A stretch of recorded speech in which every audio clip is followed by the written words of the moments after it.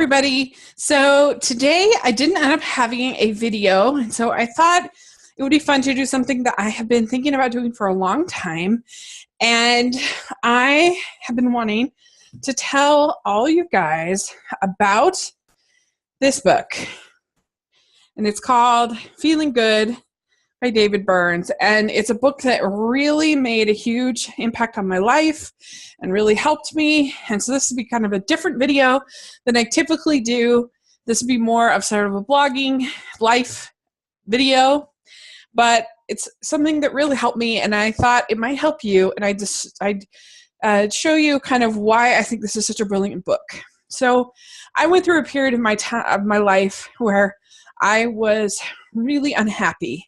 I was really unhappy in my job. I was really unhappy in my life. And most of it came because I was really unhappy in my job. And I just felt like there was this dark cloud over my life. And no matter what I did, it wouldn't get better. It wouldn't go away. And there was nothing I could do to make it right. And it really helped me a lot. And it's called Feeling Good. And the thing that's great about this book, this is not just like a motivational speaker kind of book, because those can not be very helpful. About this book is that it is based on cognitive therapy, and I'm going to explain a little bit about what that means. But it's a very practical book, which for me at least, when I was dealing with depression, what I needed was something I could do to help it.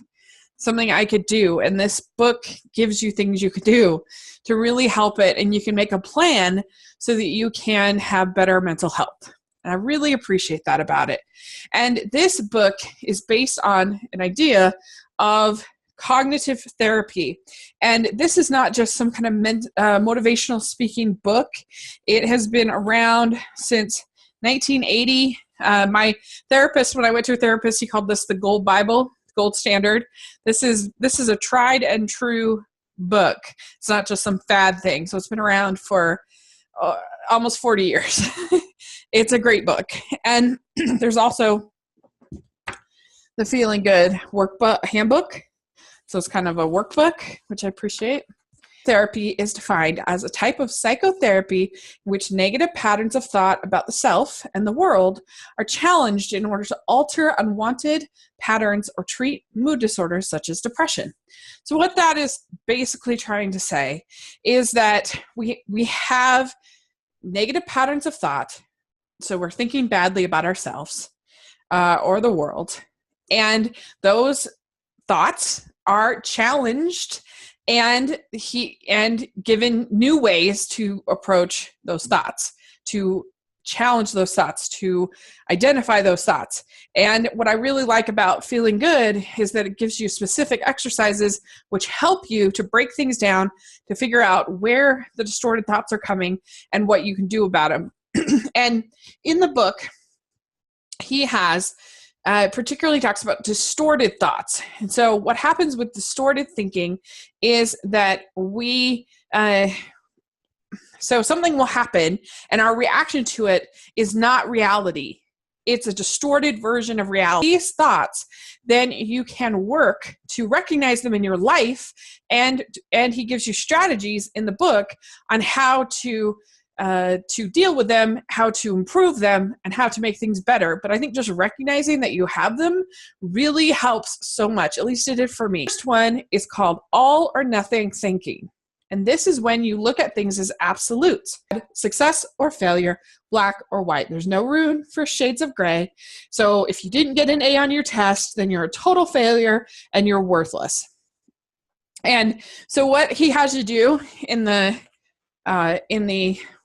book is he has you write down your automatic thought. So let's say I make a mistake at work.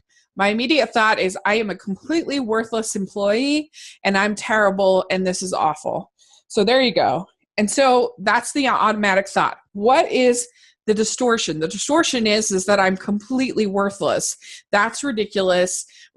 Nobody is completely worthless as an employee. Everybody has something that they can offer. So what's the rational response to that?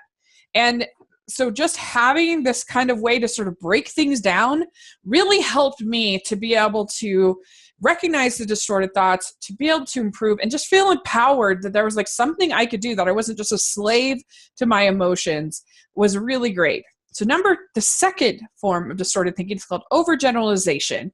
You view a negative event as a never-ending pattern of defeat, or take one situation that doesn't work out to mean that life is always this way. And so let's say you make dinner one night and nobody really liked it. It wasn't like a huge hit. So what do we do from that? We say, well, I must be an absolutely terrible cook and nobody likes any of my food. He says, as with all these distorted forms of thinking, we fail to look at the bigger picture. Perhaps they just didn't particularly like this one meal. Maybe somebody really was tired just this one time. Maybe they had their mind elsewhere. Maybe it didn't even have anything to do with you. There could be dozens of reasons why they didn't like the dinner and have nothing to do with you, but you assume that it's this like huge thing and it's like a pattern of repeat behavior. So instead of it being just one time when maybe somebody says something rude or somebody doesn't like something that you do, you then extrapolate it to mean, oh, they never like anything that I do, which isn't true. That's a distorted thought. So you have your initial thought of they never like anything that I cook. That's the distorted thought. And then, so the distortion is this overgeneralization about this person, and you create this repeat pattern. And then the rational response is, sometimes they don't like things that I do and that I cook. So there you go. So the next one that they have is called mental filter. You dwell on the negatives and ignore the positives. So if your university tutor marks an essay and in the middle of a glowing assessment, he includes one mild criticism, that's what you fixate on. That is so easy to do because sometimes those critiques sting the most. I can put up a video and have 10 people be like, oh, it was so amazing. It's so amazing. Great job. Great job. And then one person be like, you're a loser. And for some reason that one hurts more than like people I actually care about and that I've invested in, and people that I really like that comment regularly saying that's great. Like some reason that hurts the most, which is ridiculous. And that's particularly easy to let yourself do. You fixate on the negative, especially in this like political time, that's easy to do. But yeah, that we obsess about a single negative remark and ignoring all the compliments. So you have your automatic thought of, I'm a loser. Look at this person didn't like me. Distortion, everybody doesn't like me because one person didn't like me. And then your rational response is, well, lots of people do like me. Some people didn't like me. So that is just a few of the distorted thoughts. There's 10 in total, but I don't want to make this video so long that people wouldn't watch it. But they're all really good and really helpful, really interesting. I'll put a blog link down in the description section if you want to learn more about each one of them. And these books are not expensive because they've been around for so long. It's like, I think this is $5 on Amazon. So it's really great. It's really good to have as like a resource, more than just, I have read it cover to cover and it's really great that way, but it's also really great to just have, and you can look up the issue that you're dealing with, and then you can get some exercises and some help to deal with that issue.